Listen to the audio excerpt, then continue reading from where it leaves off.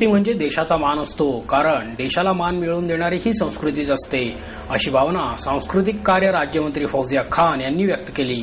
ओवळा पठ्ठे बापूराव संगीत लोककला साहित्य अकादमीच्या वतीने तमाशा आणि लावणी क्षेत्रातील विविध ज्येष्ठ कलावंतांचा सत्कार खान यांच्या हस्ते करण्यात आला. यावेळी पद्मश्री पुरस्कार प्राप्त यमुनाबाई वाईकर, संगीत नाटक अकादमी पुरस्कार प्राप्त शकुंतला नमरकर, लावणी महोत्सव विजेत्या मीना परभणीकर यांचा सत्कार झाला. ज्येष्ठ कलावंतांना मदत निधीचे वाटप करण्यात आले. रोख 10,000 रुपये, प्रशस्ती पत्रक, यशवंतराव चव्हाण यांचे चरित्र असे पुरस्काराचे स्वरूप होते. आमदार उल्हास पवार, अकादमीचे अध्यक्ष श्रीनिवास पाटील, माजी मंत्री बबनराव घोलप, अकादमीच्या महिला अध्यक्षा सुरेखा पवार, माजी महापौर पांडुरंग तरवडे आदी यावेळी उपस्थित होते. खान म्हणाल्या, कलाकाराला जगवणे म्हणजे संस्कृतीला जगवणे. संस्कृती म्हणजे देशाचा मान असतो, कारण देशाला मान मिळवून देणारी संस्कृतीच असते. त्यामुळे देशाच्या भवितव्यासाठी कलावंतांना जपणे आवश्यक आहे. ज्यांनी देशाची संस्कृती जपली त्यांच्यासाठी वेळ काढणे कर्तव्य आहे. कलाकारांनी लोकांच्या मनोरंजनासाठी आपले आयुष्य घातले, त्यांच्या प्रति कृतज्ञता ही असायलाच हवी. परंतु त्यांच्या उतार काळात येणाऱ्या परिस्थितीला आर्थिक हातभार लावणे आवश्यक आहे. त्यांच्या मदतीसाठी राज्य शासनानेही कायम पुढाकार घेतला पाहिजे. शासनालाही काही मर्यादा असतात. लोकांनीच पुढे येऊन सामाजिक जाणीवेतून मदत करणेही गरजेचे आहे. ज्या नागरिकांचे उत्पन्न 1 लाखापेक्षा कमी आहे त्यांच्यासाठी राज्य शासनाने मोफत आरोग्य तपासणी आणि उपचार योजना केली असून त्याद्वारे नागरिकांना एक विशेष ओळखपत्र देण्यात येणार आहे. याचा पथदर्शी प्रकल्प राज्यातील 8 जिल्ह्यांमध्ये राबवण्यात येणार आहे, अशी माहितीही फौजिया खान यांनी यावेळी दिली. शिवसम्राट क्रिएशन्स निर्मित नकोशी या स्त्रीभ्रूण हत्या विषयावरील संगीत अल्बमचे प्रकाशन ज्येष्ठ संगीतकार हृदयनाथ मंगेशकर यांच्या हस्ते करण्यात आले. श्याम निकम यांनी निर्माण केलेल्या आणि गीते लिहिलेल्या या अल्बमची संकल्पना अजित शिरोळे यांची आहे. त्याला हर्षित अभिराज यांनी संगीत दिले आहे. मंगेशकर म्हणाले, स्त्रीभ्रूण हत्या करणाऱ्यांना मग ते कोणीही असो त्यांना मृत्यूदंडच द्यायला हवा, तरच वचक बसून हा प्रश्न सुटू शकेल. मला माझ्या आईने आणि 4 बहिणींनी अक्षरशः जगवले आहे. त्यामुळे स्त्रियांबद्दल मला नेहमीच आदर वाटत राहिला आहे. पण समाजात मात्र पुराण काळांपासून स्त्रियांवर अन्याय होत आला आहे. मग तो कधी दुष्यंत असो किंवा विश्वामित्र, स्त्रियांनी आपला न्याय झगडूनच मिळवला. आजही ती स्थिती आहे. हा आपल्या संस्कृतीचाच दोष आहे. ती बदलायला स्त्रियांनीच पुढे आले पाहिजे आणि पुरुषांनी त्यांना मदत करायला हवी.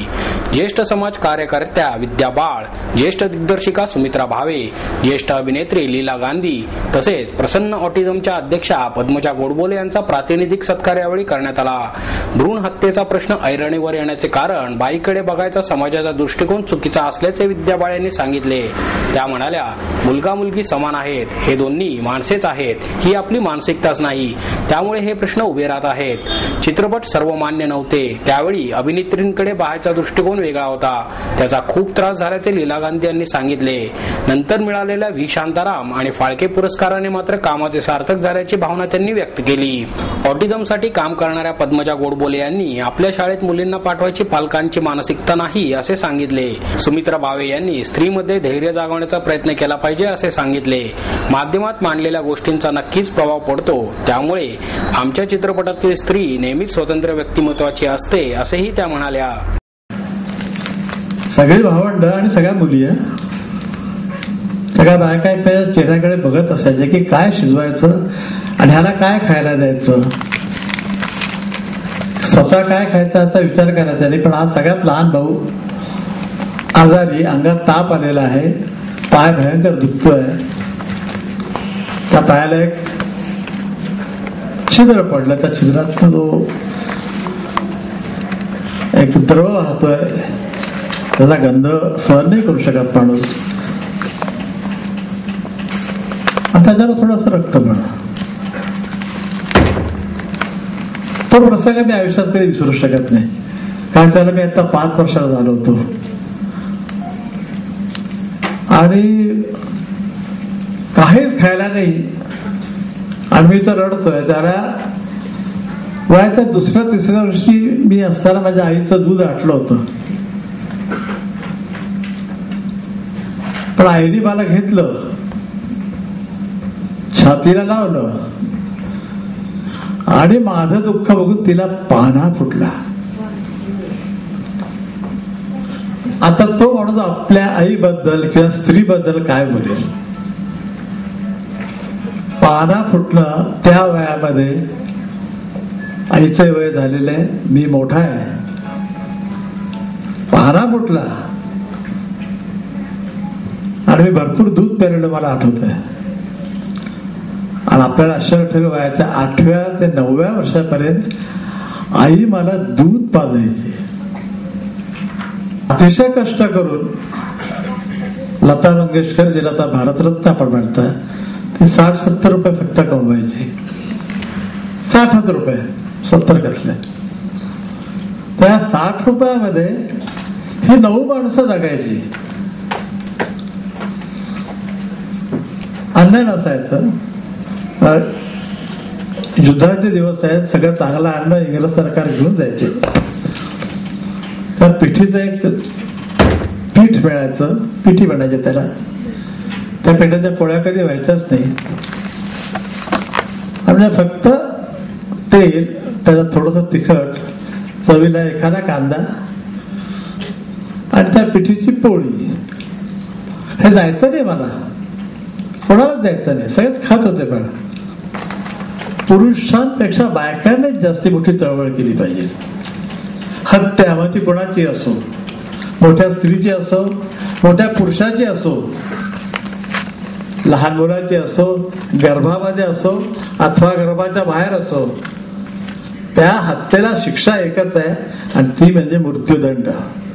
इथं जो मोठा खून खटला झाला होता अभ्यंकर, त्याच्यावर त्या लोकांना फाशी द्या असं सगळ्या पुढेकरांनी आग्रह धरला होता. अशी शिक्षा ह्या लोकांना दिलीच पाहिजे. मग ते डॉक्टर असो, मग त्या आई असो. आईने जरी सांगितलं असेल ना की ही हत्या करा, त्या आईला पण ती शिक्षा दिली पाहिजे. बाप असला तर ती अधिक कडकपणे दिली पाहिजे. आणि घरचे लोक असतील तर ती अधिकपणे दिली पाहिजे. त्याशिवाय हा प्रश्न सुटू नाही शकत. माणसाला शेवटी सामभेद दंड जो आहे तो दंड हा वापरावा लागतो. फसलेल्या बीआरटीचा प्रयोग पुन्हा राबवणे म्हणजे केंद्र शासनाचा निधी लाटण्याचाच प्रकार आहे, अशी टीका सोशलिस्ट पार्टीचे राष्ट्रीय अध्यक्ष डॉक्टर अभिजित वैद्य यांनी केली. पुण्यातील बीआरटीच्या झालेल्या दुरावस्थेच्या विरोधात सोशलिस्ट पार्टीच्या वतीने स्वारगेट चौकात आंदोलन करण्यात आले. यावेळी पार्टीच्या वर्षा गुप्ते, सुधीर निरफराके, अतुल रोणवाल, डॉक्टर नितीन केळकर आदी सहभागी झाले होते. डॉक्टर वैद्य म्हणाले, केंद्र शासनाच्या आणि पुणेकर नागरिकांच्या वर्गणीतून बीआरटीची योजना सुरू करण्यात आली, मात्र ती परिपूर्ण कधीही झाली नाही. उलट या बीआरटीमुळे वाहतुकीची कोंडीच निर्माण झाली. स्वारगेट सातारा रस्त्यावर 50% भाग बीआरटीचा मार्ग तयार करण्यासाठी गेला, मात्र केवळ 10% भागावर वाहतूक सुरू आहे. शहरातील सार्वजनिक वाहतूक व्यवस्था अगोदरच खिळखिळी झाली आहे आणि ती करण्यात शहराच्या आसपास उभा असलेला वाहन उद्योग आणि राजकीय नेत्यांनीच पुढाकार घेतला आहे. देशाच्या इतर शहरातील सार्वजनिक वाहतूक व्यवस्था अतिशय सुरळीत आहेत, असे स्पष्ट करून ते म्हणाले, बीआरटीची सध्याची स्थिती वाईट असताना पुन्हा धायरी ते हडपसर, कोथरूड ते विश्रांतवाडी, वारजे ते खराडी, कात्रज ते काळेवाडी या मार्गांवर बीआरटी सुरू करण्याचा प्रस्ताव महापालिकेने केला आहे. या नवीन बीआरटी सोशलिस्ट पार्टीचा विरोध राहणार आहे, असेही त्यांनी नमूद केले. त्यावेळेला मी जीव तोडून सांगत होतो की अशी अर्धवट, इतकी घाणेरडी, जनतेचा पैसा उधळणारी बीआरटी कृपा करून करू नका. ही योजना जेव्हा जनतेसाठी आपण करतो तेव्हा ती जनतेची योजना जनतेच्या पैशात करत असतो याचं भान राज्यकर्त्यांना ठेवायला लागतं. आणि जनतेचा पैसा हा गोरगरिबांचा पैसा असतो. त्यांनी आपल्या गावातनं कष्टातनं मिळवलेला पैसा हा सरकारला कराच्या रूपाने दिलेला असतो. त्याची पैन ही जबाबदारपणे वापरण्याची जबाबदारी ही राज्यकर्त्यांची असते. तुम्ही या सगळ्या बीआरटीकडे जर पाहिलं तर तुम्हाला असं लक्षात येईल की गेल्या कित्येक वर्षामध्ये ही बीआरटी आज तागायत पूर्ण होऊ शकलेली नाही आणि दिवसेंदिवस ती खालावत चालली.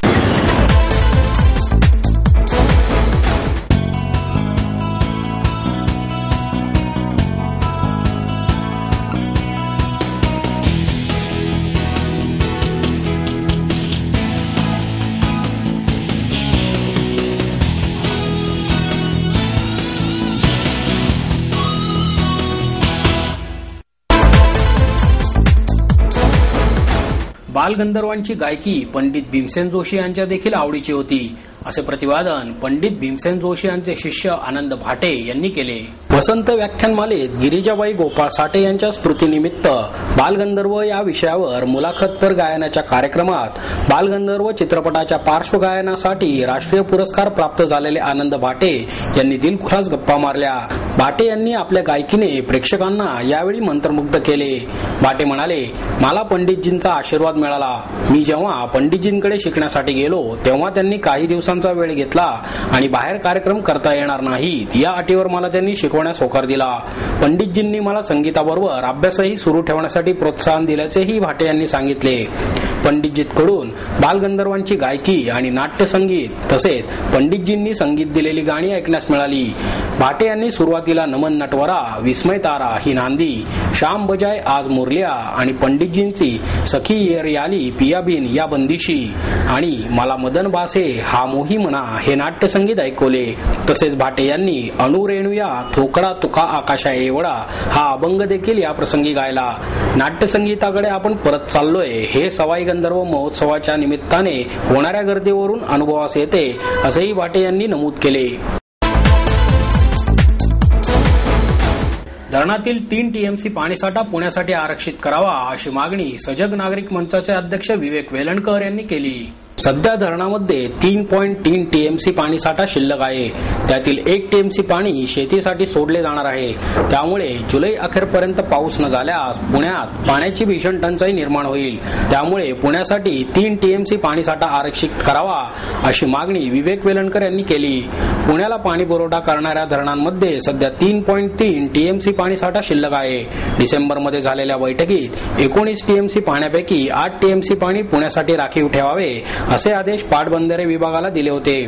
त्यानुसार जानेवारी ते 15 मे पर्यंत पुणे महापालिकेने 5.37 टीएमसी पाण्याचा वापर केला आहे. त्यामुळे धरणातील शिल्लक पाणीसाठ्यापैकी उर्वरित 2.63 टीएमसी पाणी पुणेकरांच्या हक्काचे आहे. मात्र उन्हाळी शेतीसाठी 1 टीएमसी पाणी सोडले जाणार आहे. त्यातच 15 जुलैपर्यंत पाऊस न पडल्यास पुणेकरांना भीषण पाणी टंचाईला सामोरे जावे लागेल. त्यामुळे धरणातील 3 टीएमसी पाणीसाठा आरक्षित करावा अशी मागणी वेळणकर यांनी केली. कोंढवा येथील कत्तलखान्याचे खासगीकरण करण्याचा प्रस्ताव 15 दिवस पुढे ढकलण्यात आला आहे. कोंढवा येथील कत्तलखान्याचे खासगीकरण करण्याचा प्रस्ताव 15 दिवस पुढे ढकलण्याचा निर्णय स्थायी समितीच्या बैठकीत एकमताने घेण्यात आल्याची माहिती स्थायी समिती अध्यक्ष बाबुराव चांदेरे यांनी दिली.